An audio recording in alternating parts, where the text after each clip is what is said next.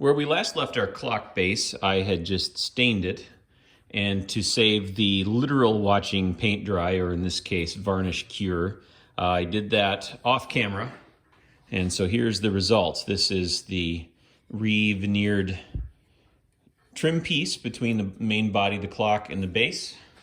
And this is how the base came out. I think it's going to be fine. On the base of the clock itself, we're going to need to do a little bit of de-gluing to get this trim piece to fit on. Got this spacer holding up. It goes like this. And then the main clock base goes on like so. I've done a little bit of work on the door to try to make that look a little better. So I don't think this is half bad.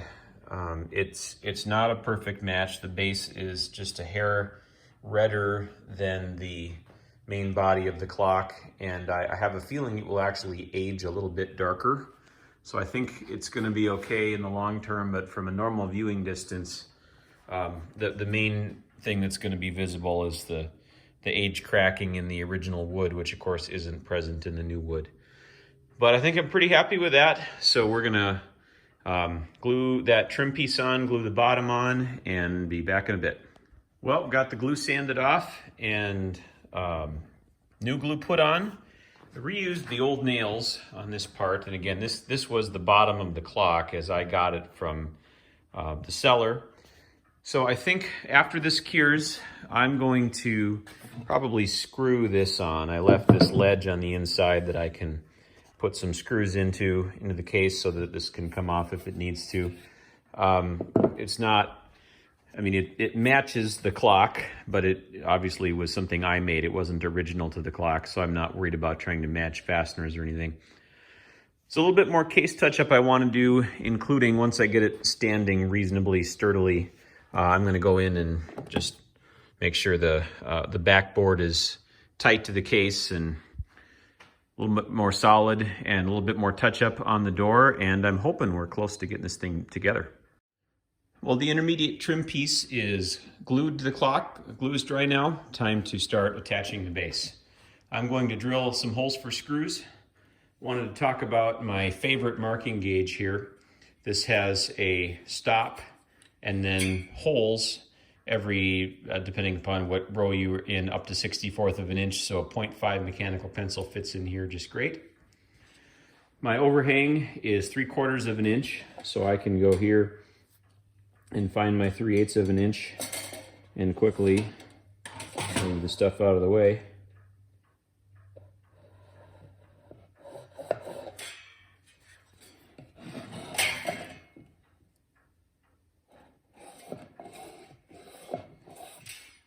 Mark the center of my area there. Imagine, I don't know, probably 4 screws is about right for this. So we'll go kind of to the midpoint here, a little over 5, so we'll go 2 5/8.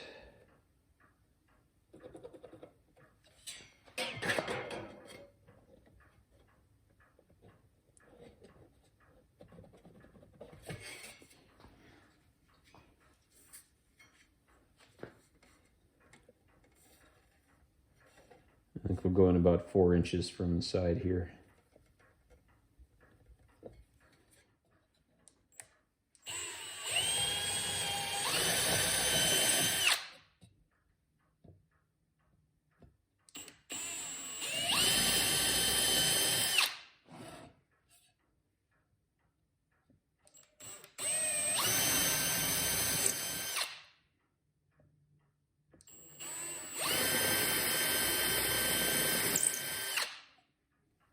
Something that's very underrepresented in woodworking is a set of transfer punches. These are turned diameters with a point on the end, and you can use this to mark the center of a hole in the piece beneath it. I drilled our holes with a 9/64 drill bit, and so this is the 9/64 transfer punch. I can line the base up where I want it, and then I can use this to transfer my holes into the bottom of the case, so I can do a little light pre-drill there and make sure I'm not going to split this very old dry wood. I think I'm happy with that position, so just go through the 4 holes here. I'm working into the sun right now, apologies, it's that time of the day. And give it a little tap. And that has left a centered mark on the clock.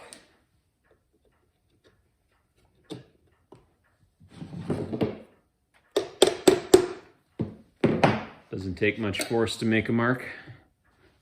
There we are. I'll mark those with a pencil so they're a little easier to see amidst the other gouges and marks from 100 years of sitting on stuff.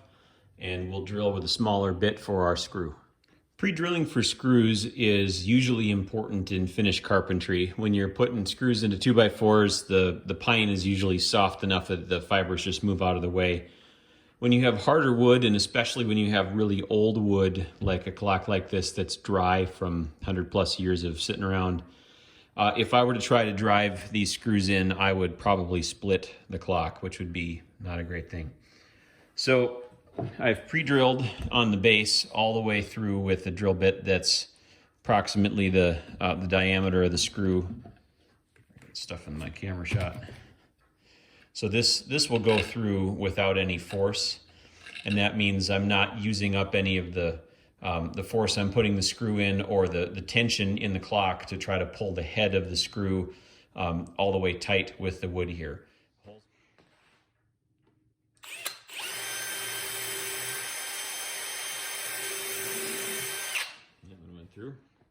Well, custom clockwork sometimes requires customization. So we're going to go with a pair of 1-inch screws in the middle. Got an 1.25 inches on this side, and I think we're going to get our full 2 on the other side. Let's put it together and see how it looks.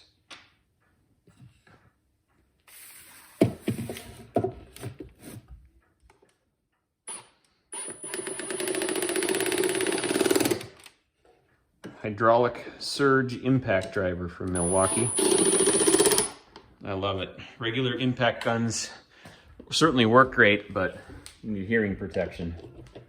And I love for fasteners that normal people use, the surge is really fantastic. It's perfectly adequate and it's way quieter.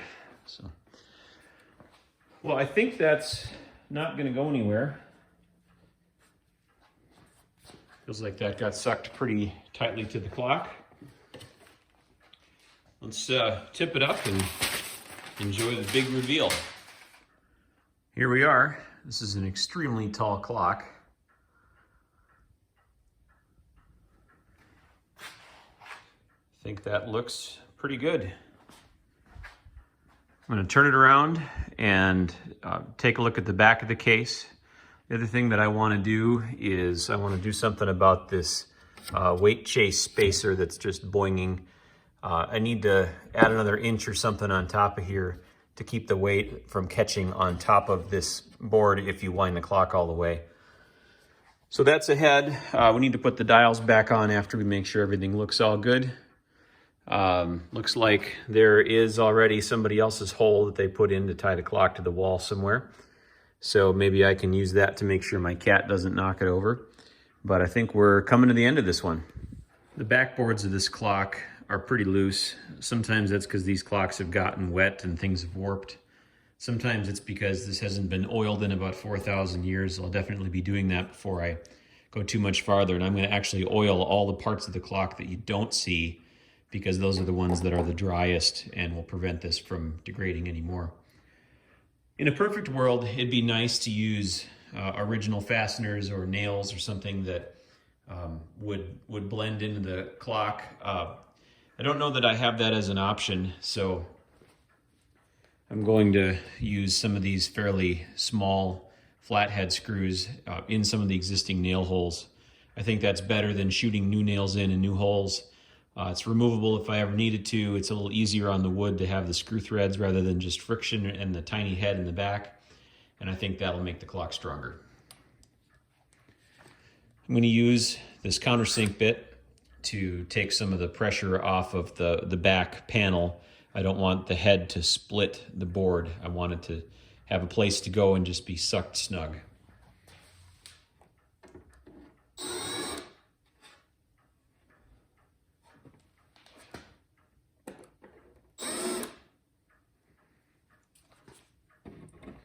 Some of these nails aren't even holding. I'll probably pull those out here.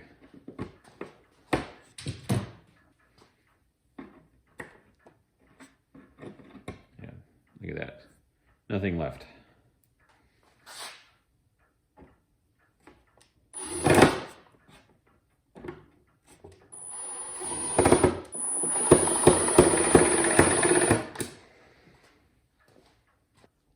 Unfinished wood is really subject to drying out, and that causes it to shrink and crack and just almost to turn into powder. When I was drilling holes for the screws, I was just seeing absolute dust fall, not chips.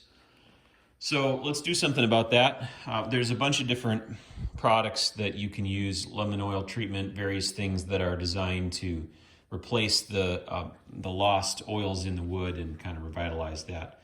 It won't magically make this clock brand new, but it will help a lot in terms of additional wear and tear over time. So I'm going to put this on pretty liberally because it soaks in. I'm going to do both sides of the clock. Everywhere it's not finished, the oil really doesn't penetrate the finish, but obviously the back of the clock here is bare wood, and so this will help protect the clock quite a bit. It is just soaking right in. There's nothing even to wipe. So I think we'll do the direct deposit method.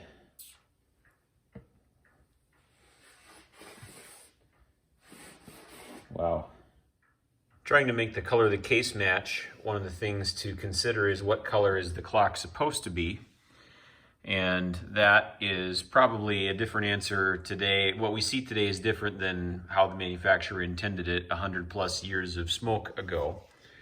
So one of the things I've done occasionally is to take Gojo, not the abrasive kind of Gojo, but just the soap kind of Gojo.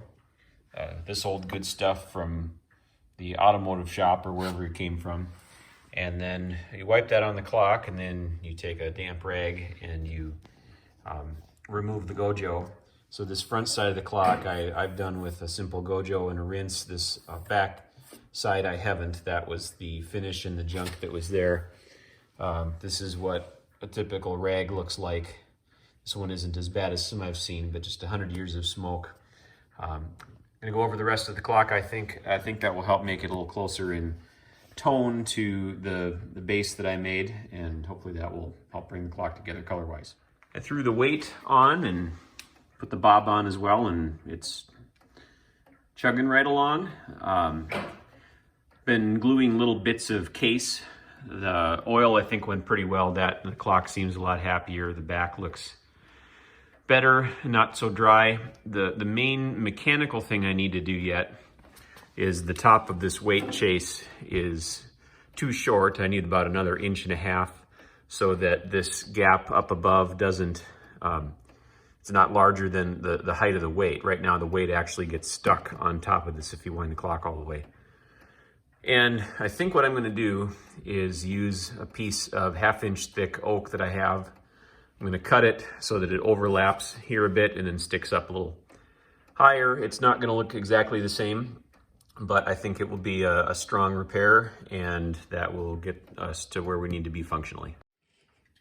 I have a piece of material the width I need, but what I want to do is I want to make a slot in this so that the existing board can kind of be inset into this. And I think the way I'm going to do this is with the table saw. This is a fairly dangerous setup. Got the fence set so that this will take a width of the saw blade off at a little less than 2 inches high. And I'm making this cut before I cut it to length so my hands can be quite a ways above the blade. So kids, don't try this at home.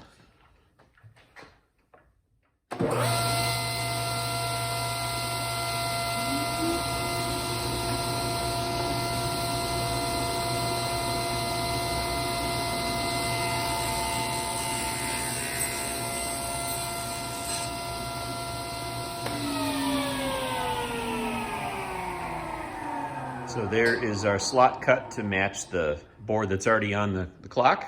We'll go over to the miter saw and trim it to the right length and see what it looks like. Here is our piece notched for the board that's existing. The plan is for this to go just like so. We'll glue this together, and then I probably will glue it to the back of the clock case as well to hold it in place.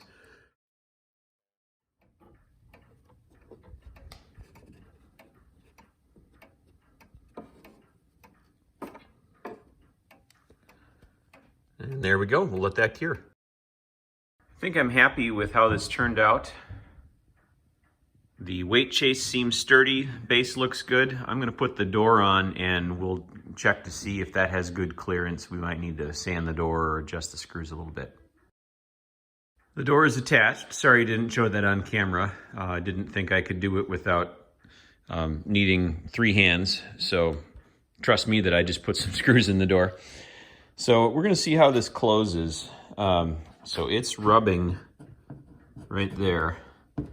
And I'm not real surprised. Oftentimes when you do work on a clock like this, you end up tightening things up where there used to be big gaps, and now when things are back where they're supposed to be, the sag of the door manifests itself. I'm going to look at the top and decide how to address this. Sanding off the bottom of the door is certainly the easiest way to solve this problem, but I want to see what the gap looks like at the top and see if we need to try to square it or adjust our screws or something.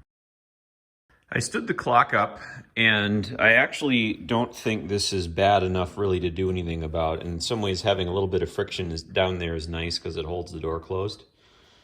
But one thing I don't like is as I push on the door, you see the gap growing there?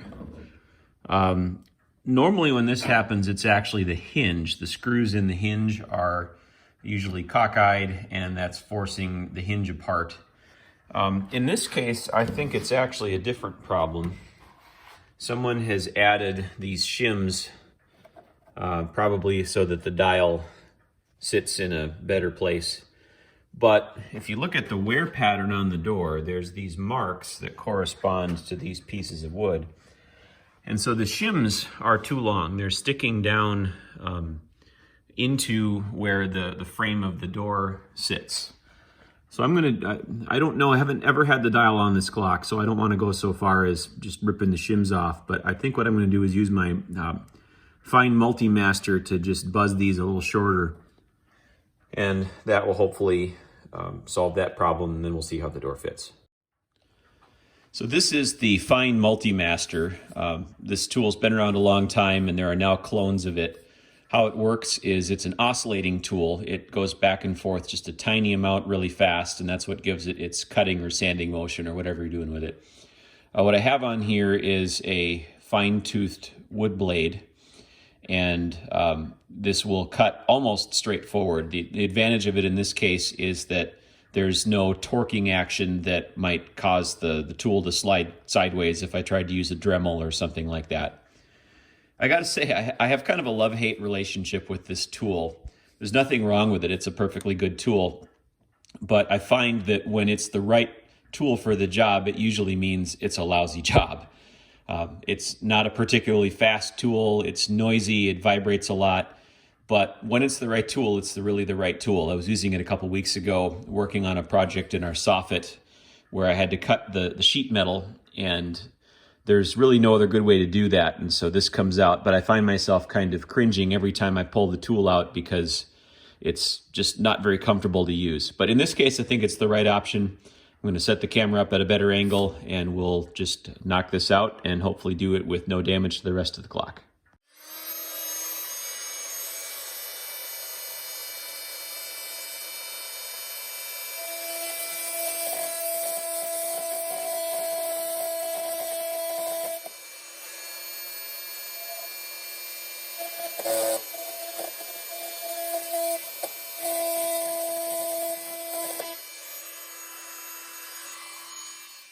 I've trimmed off both shims.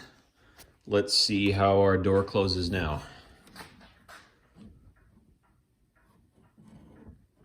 There we go, it's not opening up anymore. And it stays closed without any spring force. So I think we've solved that problem. Debating about how to finish the case just to try to tighten up the sheen a little bit more. I may end up waxing the whole clock. I may try to rub down the finish a little bit on the base just to dull it slightly. But I'm actually pretty happy with this, and I think I'm ready to put at least the time dial on, figure out where 12 o'clock is, and start trying to put this in operation. So we should talk about how a calendar movement usually works. Most of the time, there is a lifting cam of some kind that pulls on the calendar mechanism, and that is how this one works as well. You can see it in this clock. It's the lima bean shaped thing right in the back here, and you can see the lever, which is attached to the outside of the case here, and it rides on that cam. And as we advance the clock, you can see that cam is slowly rotating, and it's a little hard to see because of all the stuff in the way, but that lever is rising as the cam pushes it around. And so most of the time a clock needs to be synchronized with a chime mechanism, and depending upon if it's a snail system or if it's a count wheel, that determines how you set the hands. In this case, we want the clock to be at midnight approximately when the calendar mechanism changes, plus or minus a couple hours. And so what I'm doing right now is I'm just winding the clock ahead until the cam is at its maximum position, right about there, and about there. So we're gonna call that midnight. I'm gonna go ahead and put the dial on with the hands in the 12 o'clock position, and we'll be back in a minute. Pull the hands off, and we have a little eagle under the movement there. It says Seth Thomas, Plymouth, Connecticut. Hard to see, USA. So normally I would take the time to remove the movement and oil it, or disassemble it rather, clean all the pivots and oil it. I actually do know some of the history of this clock, and I know that that was done relatively recently. So I went through and I was able to sneak through corners, and I just put some oil on all of the pivots on both the front and the back side of the movement, so I know that nothing is dry. It should be able to run a long time. And we're gonna go ahead and go forward with putting the dial on. I mentioned trying to get the hand alignment done. You always wanna set the hands in place first, and so then when you put the dial on, you know where they go. So I've got these set to 12 o'clock position, and we'll put it on. Looking at the dial for a minute, these dials have been repainted. There's several different kinds of clock dials. These are metal dials, and this metal is original. The metal is old, came with the clock. But what tends to happen with these is the paint falls off. If I show you my shop clock, for example, this is a Seth Thomas self-winding #1 from about 1924, and that's fairly typical of what a dial would look like. This is probably worse than a lot of them, but the paint flakes off over time. I don't know what the mechanism is that does that, but dial repainting is frequently necessary. There's a great vendor that does that dial repainting, and it is called the Dial House from Georgia. I would highly recommend them. It's not necessarily inexpensive to do this, but they do great work, and they even can do kind of a faux finish that makes it look like it wasn't painted yesterday. So I'm excited to get this back on, and I think I'm gonna do that off camera because again, I don't have enough hands, but we'll be back in a second. Here we have our time dial in place, both hands pointing at 12 o'clock. Got the weight and the pendulum bob back on.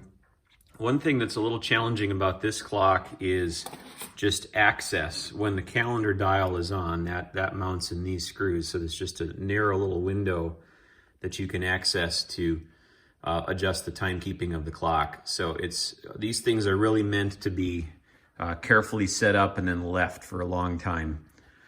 So I think I'm gonna hold off putting the calendar dial on for a little bit here, and I wanna see just what is kind of our operational status.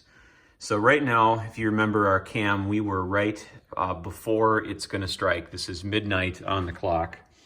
So we're going to watch the movement. I put the calendar hand back on, so in theory, okay, yep. There we go, that advanced. And now I'm just winding the clock ahead a little bit here so we're well clear of the cam. And then now we can do what we need to do with the calendar movement. So we're at 6 a.m. now on the clock. Should be well clear of anything going on.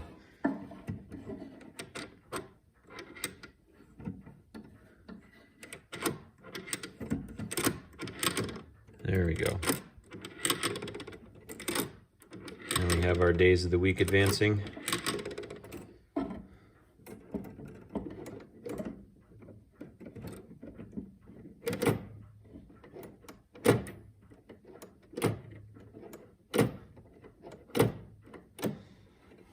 And we need to find where the first of the month is to get our month to advance to.